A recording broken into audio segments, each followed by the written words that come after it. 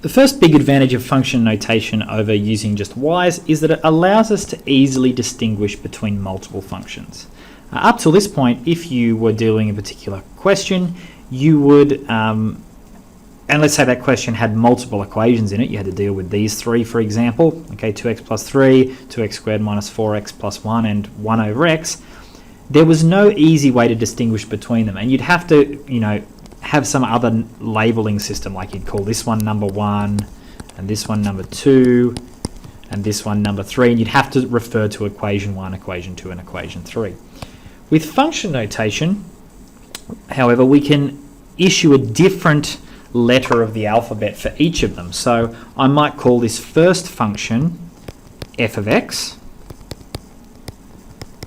and then I might call the second function g of x, and I might call the third function h of x. And then at later stages, I don't have to refer back to these clunky equation 1, equation 2, equation 3. I can just talk about h of x, and you immediately know that I'm talking about this equation 1 on x.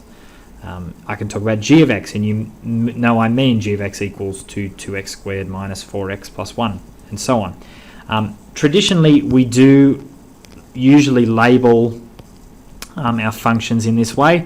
We usually call the first one f, the second one g, the third one h. If we've got a question where we're dealing with more than 3, I is kind of a reserved letter in maths, so this doesn't really work. If we're going to use lots and lots of functions, we tend to call them f1, f2, f3, and so on, and then you can go as high as you want. But that's the first real advantage to using this function notation over typical y notation. The second big advantage of function notation is that it makes it much easier to show that we are substituting a value in. In the past, if I had a function like this, y equals 2x plus 3, and I was interested in finding out what value is y when x equals 2, to strictly say that, I would have to say something like this. I'd have to write when x equals 2, y equals, and then I would substitute in and calculate, oh, okay, when x equals 2, y equals 7. The advantage of function notation is it can cut out this, which doesn't seem like much, but it can kind of add up, this kind of explanation step here. There's actually a shorthand way of showing, hey, I'm about to substitute 2 into the equation. And this is what we do. Let's say we call this function f of x equal to 2x plus 3. If I want to work out what value the function takes when x equals 2, I can write that I'm going to do that by saying work out f of 2. And by replacing the x here with a 2, that tells someone reading this, hey, I'm about to put 2 into this expression. And then I can work it out as before, like that.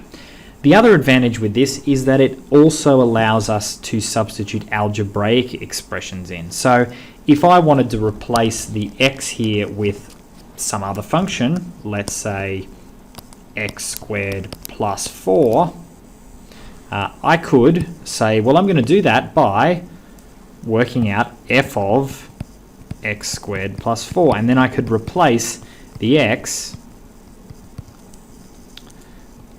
with x squared plus 4, and I don't have to explain any more than writing this what I'm doing. This tells me everything I need to know. I'm about to replace what was an x with an x squared plus 4. Whereas when I'm using y notation, it's a bit harder to be specific. I have to use words to kind of explain, all right, now I'm going to replace the x with another value. So that's the second advantage of using function notation. The third big advantage of using function notation comes when we apply mathematics to areas like science. So here I've put down an equation from science which tells you the velocity of a particular thing at a particular time. And in this particular case, I've written that the velocity, and I probably should have said a v here, the velocity is given by this function with respect to time. So this function with respect to time has a u in it, it's got an a in it, and it's got a t in it. What this is saying is that in a particular scenario, the a and the u I'm not particularly interested in as far as a function goes. The thing that varies in this particular case is the time. So if I want to know the velocity at different times, I'm going to put different values in for t's. The u and the a are constants. This is much the same as if I wanted to express the general form of a parabola. Okay, it looks like this. When we're talking about a parabola, the fact that I've written f of x tells me that x is the variable. X is the thing I'm substituting in for. A and b and c represent constants that give me the particular properties of the graph. Okay, so if I was going to graph this, it's the x, not a or b or c, that I'm going to put on the horizontal axis. Just like in this case, if I was graphing velocity, I'm going to graph velocity versus time, not versus acceleration or versus initial speed. So this, it seems like a small one, but by using function notation, I've made it explicit what the variable in my equation is, and that can be difficult to know when we're dealing with algebraic expressions like this.